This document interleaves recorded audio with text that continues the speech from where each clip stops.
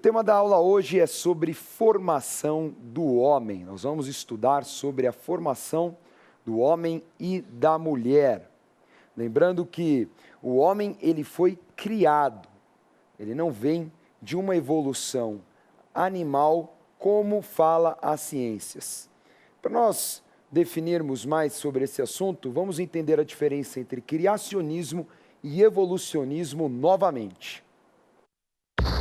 Partindo da teoria do século XIX de Charles Darwin, o evolucionismo afirma que todas as formas de vida tiveram origem em uma só forma e que as espécies mais elevadas surgiram de uma forma inferior. Apesar da ciência apresentar inúmeros fósseis tentando provar a evolução do homem, há um elo perdido entre a atual espécie do homem e as anteriores. Criacionismo é a crença na revelação bíblica de que Deus é o criador de todo o universo. A criação não é resultado de seleção natural, mas da inspiração de Deus. Sendo assim, a palavra de Deus fala que o homem foi criado e não veio de uma evolução animal. Vamos começar a aula de hoje sobre esse assunto lendo o texto de Gênesis capítulo 1, que fala de um ponto de vista diferente do capítulo 2. Nós vamos falar como um texto é complementar do outro, sobre a criação do homem. Vamos lá, Gênesis 1, 26 a 30. Também disse Deus: façamos o homem à nossa imagem, conforme a nossa semelhança. Tenha ele domínio sobre os peixes do mar, sobre as aves dos céus, sobre os animais domésticos, sobre toda a terra e sobre todos os répteis que rastejam pela terra. Criou Deus, pois, o homem à sua imagem. A imagem de Deus o criou. Homem e mulher os criou. E Deus os abençoou e lhes disse: sede fecundos, multiplicai-vos, enchei a terra e sujeitai-a. Dominai sobre os peixes do mar, sobre as aves dos céus e sobre todo animal que rasteja pela terra. E disse Deus ainda: eis que vos tenho dado todas as ervas que dão semente e se acham na superfície de toda a terra, e todas as árvores em que há fruto que dê semente. Isso vos será para mantimento. E a todos os animais da terra, e a todas as aves dos céus, e a todos os répteis da terra, em que há fôlego de vida, toda a erva verde lhes será para mantimento. E assim se fez. Então nós vemos que o homem foi feito do pó da terra. Interessante que foi feito à imagem e semelhança de Deus. E Deus deu autoridade ao homem sobre toda a natureza e sobre todas as coisas. Bispo G, aqui o vocábulo hebraico fala da formação, né, da criação, que tem o sentido de fabricação, e também o termo formação. Qual é a diferença desses termos utilizados aí pelo escritor de Gênesis? Então, vamos dizer assim, aqui quando Deus fala, façamos, então ele está usando um termo azá, que é fabricar, confeccionar, né? Mas depois, quando se trata daquilo que é o pessoal, quando ele vai, vamos dizer, formar o homem, é uma outra palavra chamada bará, que é formar, que é moldar. Então, dá esse aspecto mesmo de moldar. Então, inclusive os animais, a grande maioria, os animais em si, foram formados nessa condição de confeccionados, criados. Agora, o homem, ele teve já uma condição diferente, ele foi formado do pó da terra. Então, algo especial que foi feito do homem. E isso mostra, né, até hoje, o elo perdido nunca vão encontrar, né, porque foi formado e não foi criado na concepção de fazer como foram os outros animais. Vamos ler Gênesis capítulo 2, que fala de uma segunda leitura sobre o mesmo aspecto da criação do homem. Vamos lá, Gênesis 2, versículo 7. Então, formou o Senhor, Deus ao homem do pó da terra, e lhe soprou nas narinas o fôlego de vida, e o homem passou a ser alma vivente. O vocábulo aí também é diferente, né, bispo? Aqui fala de formação também, mas com outro termo, né? E além de ser um outro termo, que é um termo usado, que é dabar, veja uma coisa interessante, é que o homem, o nome do homem é Adão, em hebraico. E a terra é a palavra Adamah, que é o mesmo conteúdo, quer dizer, o mesmo radical que tem a terra, é aquilo que é a composição do homem, ainda comprovando mais que o homem foi feito do pó da terra, segundo o Gênesis. Então, algo bem interessante. E ainda aqui ele fala, né, a primeira vez que fala Jeová, né, o Yahvé Elohim. Então, é a primeira vez que fala sobre o Deus eterno, né? Então, mostra que o momento da criação, é o momento que começa a se manifestar esse poder da eternidade na vida do homem, transformando aquilo que tinha origem na terra naquilo que seria a coroa da, vamos dizer assim, da criação, glorificando assim o homem junto com Deus, né? Nós temos aí 5 características da formação do homem, nesses 2 textos que nós lemos. A primeira é que o homem recebeu a essência de Deus. Então, o homem era imortal. Nós diferenciamos isso, né? O que é eterno e o que é imortal. O imortal porque um dia foi criado, e eterno não tem origem, não tem uma data de origem. Então, nós vemos que o homem, ele recebeu nesse primeiro momento a condição da imortalidade. Nós sabemos depois, e vamos estudar amanhã, que o homem perdeu essa imortalidade por causa do pecado. Agora, ele é imortal e ele tem a sua imagem e semelhança de Deus. Muito interessante isso, né? Ele tem a imagem. Como é que é composta essa questão da imagem? A parte da imagem, a palavra tselem, ela tem um dado que não é imagem física, mas é a imagem espiritual, porque naquela época, quando se falava de imagem, eles criam que, vamos dizer, um conceito que fosse algo que tivesse um objeto no formato de uma entidade, um Deus, tinha também a essência dele. Então, essa era uma ideia para aquela época, e quando então o homem foi criado em imagem e semelhança, nós percebemos que o homem é trino também, corpo, alma e espírito, e Deus também. Então, Jesus, Deus, Espírito Santo. E nesse conceito espiritual é que nós fomos feitos à imagem. E por ser a imagem e semelhança dele, por isso que o homem nasceu, foi formado, foi criado imortal, para viver a eternidade futura com o Senhor. E ele perde essa condição por desobedecer. Ao invés de ele manter essa imagem, ele foi para um lado totalmente deformado, né? Uma caricatura, vamos dizer assim, né? Porque o diabo nada mais é do que uma caricatura. Ele quis ser como Deus e usou ainda a serpente. Então, alguém totalmente descaracterizado. E o homem, infelizmente, preferiu ouvir a serpente do que ouvir aquele que tinha preparado para ele a eternidade futura.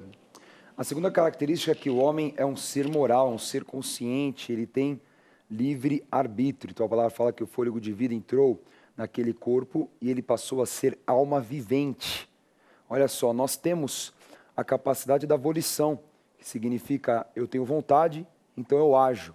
Então o homem tem o livre arbítrio. O que significa livre arbítrio? Ele tem livre escolha, ele tem o poder de optar qual o caminho que ele quer andar, o que ele quer fazer, qual é o desejo dele.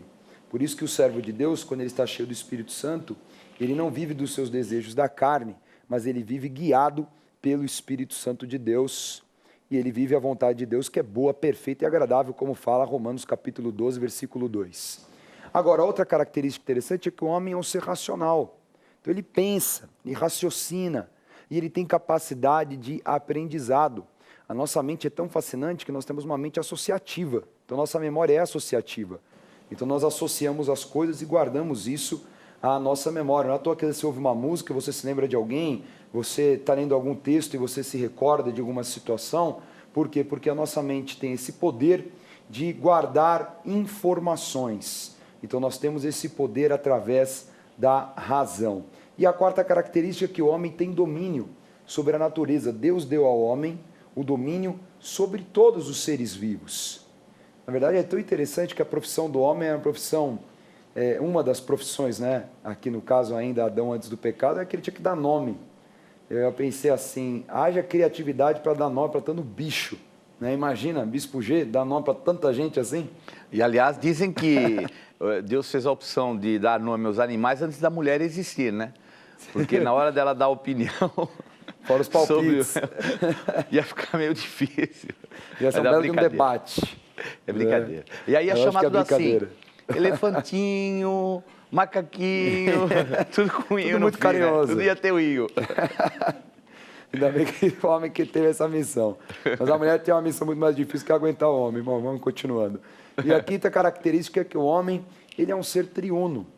Então ele tem em um mesmo ser o corpo, né, que é a condição física que se relaciona com o espaço e o tempo físico. Então ele é corpo, ao mesmo tempo ele é alma, onde está a sede dos seus desejos, pensamentos, sentimentos, emoções, aquilo que é a alma vivente. E também é espírito, ou seja, é aquilo que se relaciona com a essência de Deus. Agora vem a pergunta, Bispo, porque muitas pessoas confundem isso. Então o homem é dividido em 3 partes. Não, às vezes as pessoas querem departamentalizar o homem. Não, ele é um ser triuno. Então, corpo, alma e espírito, eles são unidos.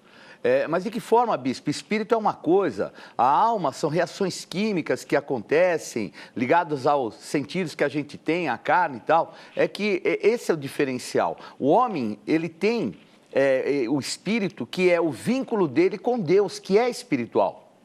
Então, o nosso vínculo principal espiritual é com Deus. Então, não é algo departamentalizado. Então, assim, que o espírito, de repente, fica vagando. Tanto que a condição que a Bíblia fala do homem é que, num tempo, o homem vai ser transformado. Então, não é algo assim que fica inerente um lado do outro, desvinculado um do outro. Obviamente, a alma, quando o homem vem a morrer, a alma, ela também entra no mesmo processo de, vamos dizer assim, de morte, entre aspas, de adormecer, aguardando aquilo que será o final dos tempos. Por quê? Porque ela também é ligada àquilo que é físico. A alma e o corpo são físicos. O espírito é aquilo que nos põe em contato com Deus e que também tem esse elo com o nosso ser. Agora, Bispo, uma pergunta que é usado muito o termo salvar a alma. Mas salvar a alma, então, numa relação de tempo, porque depois o que vai para o Senhor é o espírito. O termo alma que é usado, muitas vezes, é um termo mais ligado à ânima, é um termo mais ligado à condição de vida num algo completo, não algo assim no contexto espiritual. Então, porque as pessoas muitas vezes fazem essa confusão, porque as palavras são muito próximas, elas têm um lado assim de sopro. Mas a realidade é que aquilo que é espiritual é que é eterno. A alma, ela entra no processo também de morte. Ela não é nada mais do que reações químicas, sentimentos nossos, né?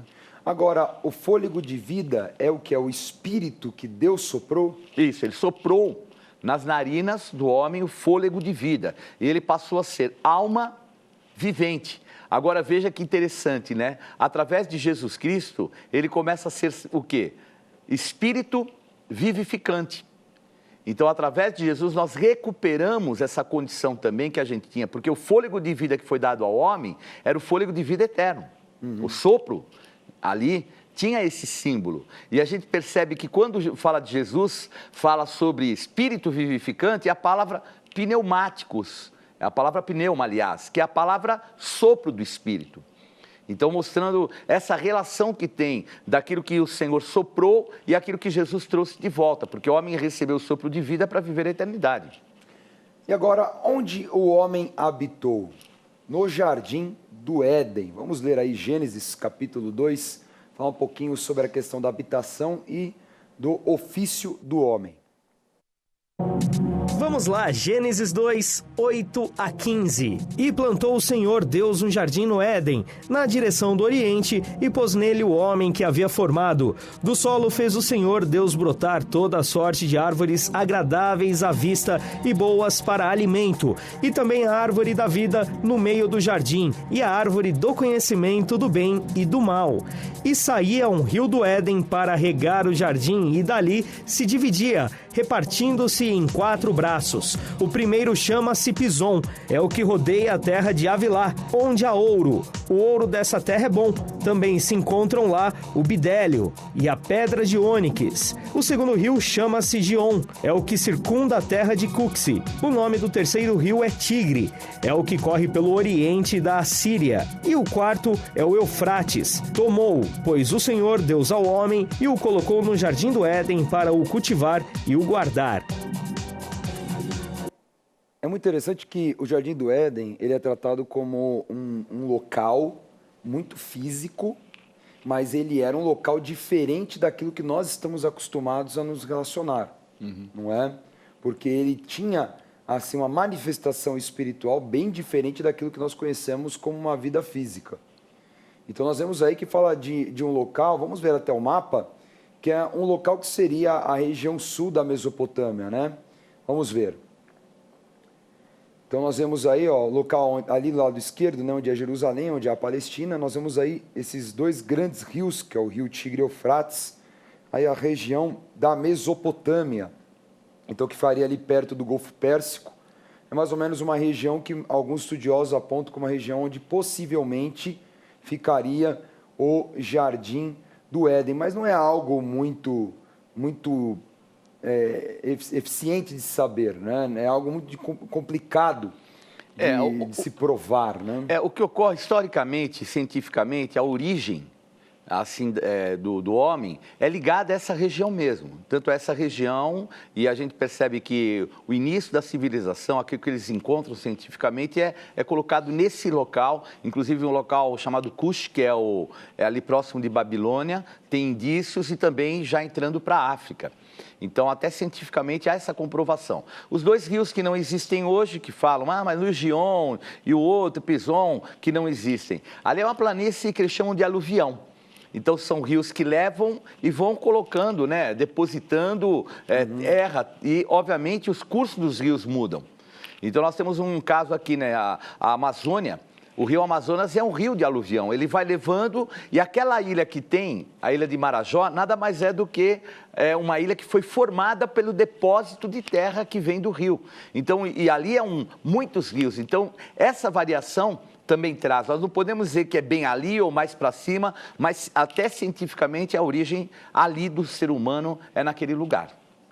É muito interessante que no Jardim do Éden, o homem ele também tem tarefas. A gente até falou de dar o nome para os animais, mas a outra tarefa que nesse texto fala que o homem tinha que cultivar a terra. Então você já vê um princípio que não é bom o homem estar ocioso, sem atividades. Olha a importância aí de a pessoa sempre estar ativa, trabalhando, né? Porque, imagina, Deus dá uma mente, assim, prodigiosa como a do homem. Para ele ficar parado, para ele ficar sem resultado, não é concebível.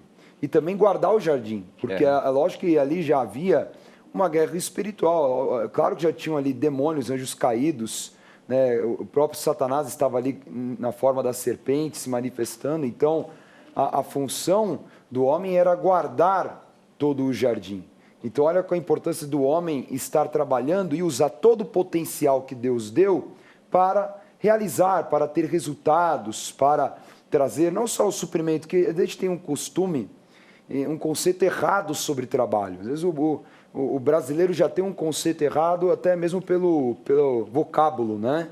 Porque a palavra trabalho no latim é tripalium, que é aquilo que é a canga que coloca nos escravos.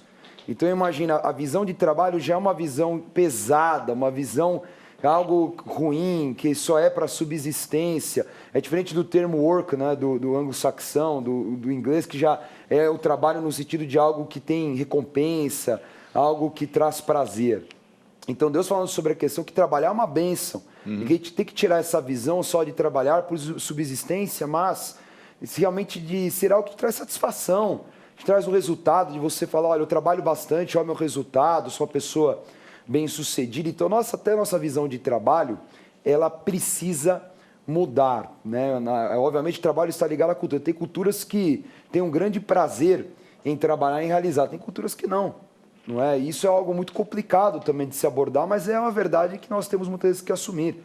Ter uma visão diferente do trabalho, a visão em busca de resultados. Então, trabalhe, porque junto com o trabalho você vai ter muita recompensa. Agora, um fato curioso é que a palavra, quando fala assim, tomou, pois, o Senhor Deus o homem e o colocou, é a palavra Yanahi, que quer dizer pousou, repousou.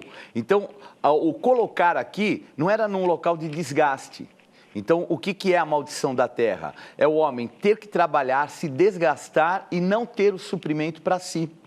Então, essa foi a maldição do Éden. Mas antes da queda do homem, o Senhor o colocou num local de repouso, de estar ali colocado, onde ele trabalharia, teria o fruto disso, teria, vamos dizer assim, como você falou, bem-sucedido, ter a resposta para si, para a esposa e assim por diante. Então, esse vínculo, até no original, a palavra, ela traz esse lado do quê? De que você tem que trabalhar, mas vai ter o teu descanso, vai usufruir, vai passar por aquilo que é um dom de Deus. Mais curioso também são as figuras que nós temos no Jardim do Éden. Vamos dar uma olhada aí, que isso é muito interessante, sobre as árvores, né? Do conhecimento do bem e do mal e a árvore da vida. Vamos ler. Vamos lá, Gênesis 2, 16 e 17. E o Senhor Deus lhe deu esta ordem: de toda árvore do jardim comerás livremente, mas da árvore do conhecimento do bem e do mal não comerás, porque no dia em que dela comeres, certamente morrerás. Então você vê que Deus incentiva o homem a comer a árvore da vida. Ali é o sentido da imortalidade, né? O símbolo daquilo que era a marca que ele tinha de viver para sempre. Em contrapartida, não comer da árvore do conhecimento do bem e do mal, porque através da rebeldia o homem conheceria o pecado e assim conheceria a morte, que o resultado do pecado é a morte. É o que está lá no livro de Tiago, capítulo 1, versículos 12 a 15.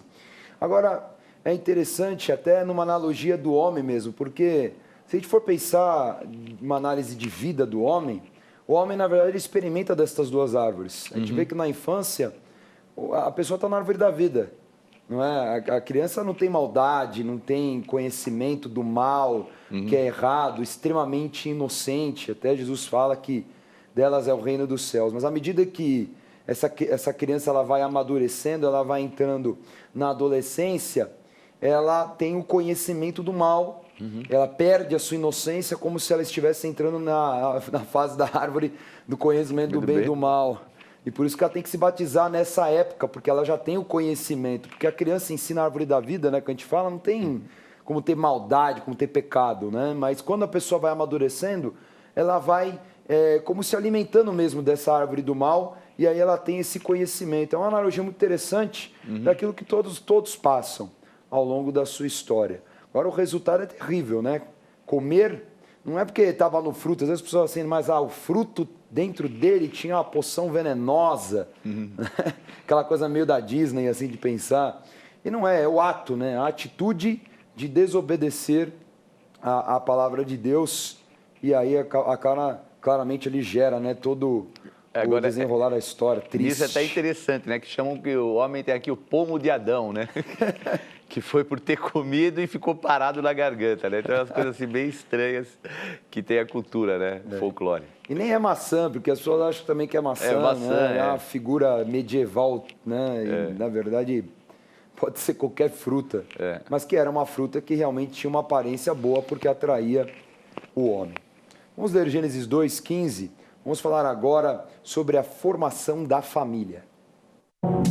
Vamos lá, Gênesis 2, 18 a 25. Disse mais o Senhor Deus: não é bom que o homem esteja só. Far-lhe-ei uma auxiliadora que lhe seja idônea. Havendo, pois, o Senhor Deus formado da terra todos os animais do campo e todas as aves dos céus, trouxe-os ao homem para ver como este lhes chamaria. E o nome que o homem desse a todos os seres viventes, esse seria o nome deles. Deu nome o homem a todos os animais domésticos, às aves dos céus e a todos os animais selváticos. Para o homem, todavia, não se achava uma auxiliadora que lhe fosse idônea. Então o Senhor Deus fez cair pesado sono sobre o homem, e este adormeceu. Tomou uma das suas costelas e fechou o lugar com carne. E a costela que o Senhor Deus tomara ao homem, transformou-a numa mulher e lhe a trouxe. E disse o homem: esta afinal é osso dos meus ossos e carne da minha carne.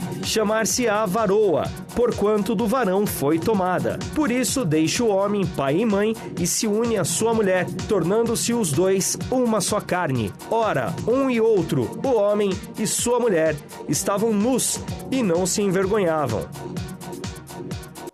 Então nós fechamos aí o capítulo 2 falando da constituição da família. Você vê que já a primeira regra, Deus fala para o homem: não é bom que o homem esteja só. Não é saudável o homem estar sozinho. Como é importante a comunhão, como é importante ter uma companheira ao seu lado. Por isso que Deus criou para o homem a mulher. Agora, por que da costela? Por que a costela? Porque é interessante, mas a costela, ela tem assim um nome gozado, que ele é ligado assim como uma ripa, uma madeira, mas é algo que fica ao lado. E a gente percebe, né, que a costela ela fica ao lado, próximo do coração, né? Então as pessoas até brincam. Não é para ser, não podia ser algo da cabeça para a mulher não querer estar acima do homem. E também não era também embaixo para ficar no pé do homem, né? Embaixo dos pés do homem.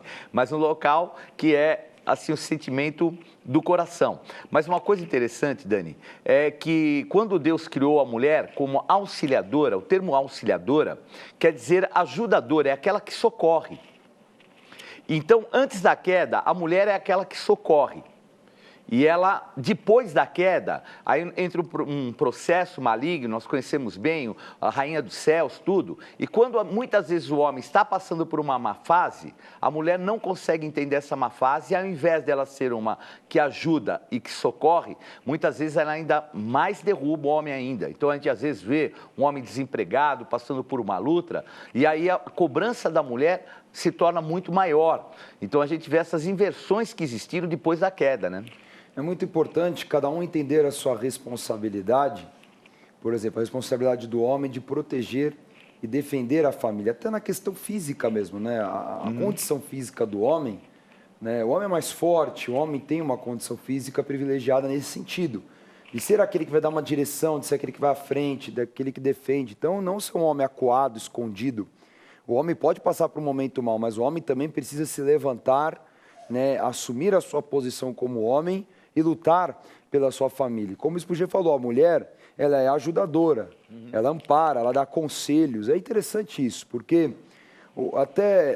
você vê que o homem sempre tem aquele perfil, no começo do Antigo Testamento, o cara caçador, o cara que vai para o campo e vai atrás. A mulher, aquela que cuida mais da casa, que administra. Então, a mulher, ela tem algo interessante, que ela tem mais sensibilidade, tem uma visão até mais apurada das situações. Agora, Deus deu isso à mulher, não quer dizer a mulher é mais esperta, a mulher é mais inteligente que o homem, não necessariamente, mas que a mulher tem uma sensibilidade até para dar conselhos para o homem, para ajudá-lo mesmo. Por isso que na concordância que o Senhor ordena a bênção.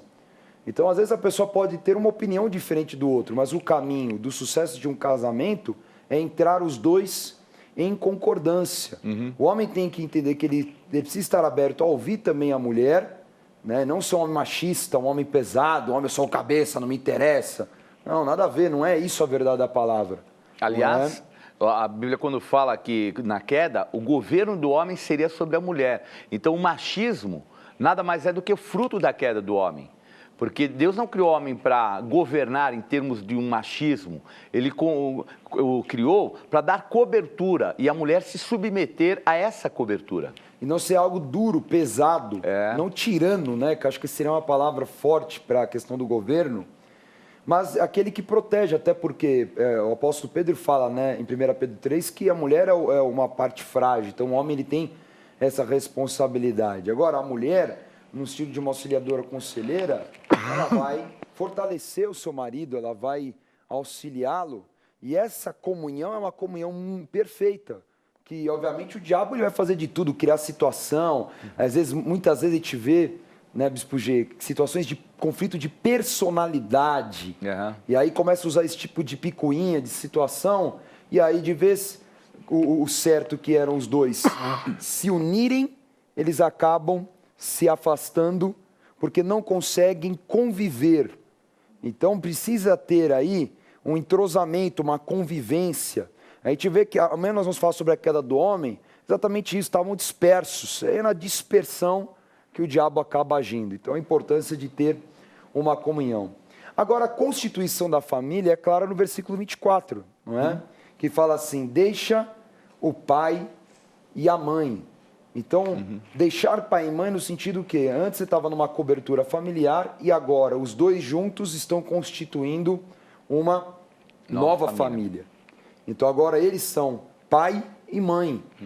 Então é muito importante, a gente vem em casamento, às vezes briga por causa de sogra e de sogro, mas deixou pai e mãe, honra pai e mãe, tudo bem, mas já foi.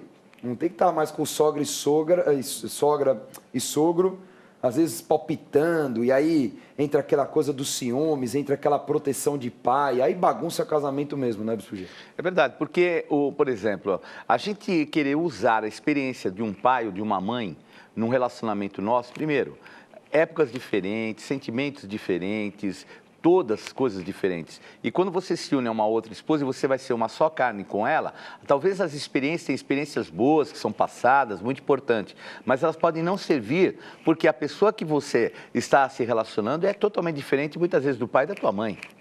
Então é muito sério isso, e esse conselho aqui dado é muito importante, deixar pai e mãe, não é deixar no sentido de desamparar como você colocou, mas no sentido assim, dessa ligação ela deixar de existir para que haja uma ligação de uma nova família. É muito interessante que, vou na minha experiência, quando eu casei, até o mundo espiritual em casa muda. Antes eu estava com a cobertura do meu pai, que já tinha uma autoridade e tudo mais, aí eu passei a ser a autoridade da minha casa. Então, obviamente, o comportamento do mundo espiritual mudou também. E a quinta característica aí da constituição da família é uma só carne, né? Fala o termo uma só carne, que é a comunhão íntima. E a comunhão íntima, a comunhão sexual, ela é também espiritual. Então, a gente tem que ter esse entendimento da concordância, da comunhão, de que o sexo ele tem que estar coberto pelo casamento. Porque há uma relação espiritual entre um ou outro. Então, a palavra é tão forte lá em 1 Coríntios 6, que fala, quando alguém fora do casamento se deita, ele é uma só carne. Então, se não tem uma aliança, um acordo espiritual, obviamente vai estar permitindo que malignidades entrem nessa comunhão. Por isso que a gente tem a campanha do que ama espera, né? Para guardar-se, para você preservar, porque a bênção na área sexual está debaixo do acordo, da aliança do casamento. E é muito importante o que você está colocando, porque a união sexual, ela é essencialmente espiritual. Então, o apóstolo Paulo fala, aquele que se une a uma prostituta é uma só carne com ela. Então, o que ocorre? Uma prostituta é uma mulher que tem entidades, pombagiras, demônios, que, de repente, uma pessoa que se une com ela sexualmente está sendo participante desse mundo espiritual. Então, é algo também na essência, o contato íntimo. E a aliança é imprescindível para isso. E é uma ordenança, né, que através dessa aliança, dessa comunhão, há uma ordenança que é gerar filhos. Deus fala para ser fecundos, multiplicai-vos. Então, quer dizer, é importante também o casal desejar ter filhos. A gente está num tempo moderno, pensa, filho é caro, é muito investimento, não tenho paciência. Então, você tem que ter também um time de futebol, a seleção brasileira. Mas você tem que ter o desejo de ter filhos, não é? Dar continuidade à família, é bênção. Deus declare isso ao homem, seja fecundo e tenha filhos. E por último, vamos terminar lendo Efésios capítulo 5.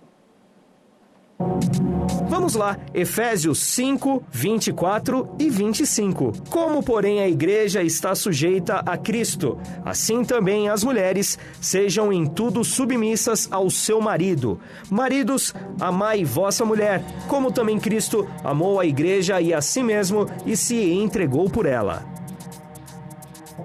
Então, por fim, a comparação aí de um casamento saudável é o amor que Jesus tem pela igreja, o homem tem que ter pela mulher e vice-versa. Então, olha a comunhão importante, esse comparativo, que Jesus ele se deu, né, pela igreja, ele deu a vida pela igreja. Olha a importância do homem dar a vida pela sua família, lutar, né, pelo casamento. Então, vale a pena pagar um preço, vale a pena lutar pela sua família, continue lutando, que aquele é fiel e ele vai completar essa obra.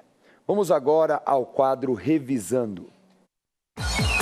Hoje estudamos sobre a formação do homem. O homem foi criado pelas mãos de Deus a partir dos elementos do pó da terra. O sopro do fôlego de vida fez o homem ter alma vivente. Sendo assim, o homem recebeu a essência de Deus, a imortalidade. O homem é o ser moral, consciente, com livre-arbítrio. O homem é um ser racional, pensa, raciocina e aprende. O homem tem domínio sobre a natureza e os seres vivos. O homem é um ser triuno, corpo, alma e espírito. Também aprendemos que o Éden é um lugar físico e espiritual, onde havia duas árvores, da vida, que gerava a imortalidade do homem, e do conhecimento do bem e do mal, que geraria a morte. Ainda entendemos que é a vontade de Deus existir a família, pois não é bom que o homem seja só. Logo, é responsabilidade do homem proteger e dirigir a família. É responsabilidade da mulher auxiliar e amparar a família. A constituição da família vem do desligamento dos pais. Vale lembrar que a comunhão íntima também é espiritual. Todo casal deve conceber filhos e devem se amar assim como Jesus ama a sua igreja. Maravilha! A próxima aula nós vamos falar sobre a queda do homem. Vamos ao quadro Acontece. Não perca a oportunidade de se aperfeiçoar mais no conhecimento da Palavra de Deus e desenvolver seu ministério. Participe dos cursos do Centro de Estudos Apostólico. Para mais informações, acesse ceaapostólico.com.br ou entre em contato pelo telefone 11 3203 0641.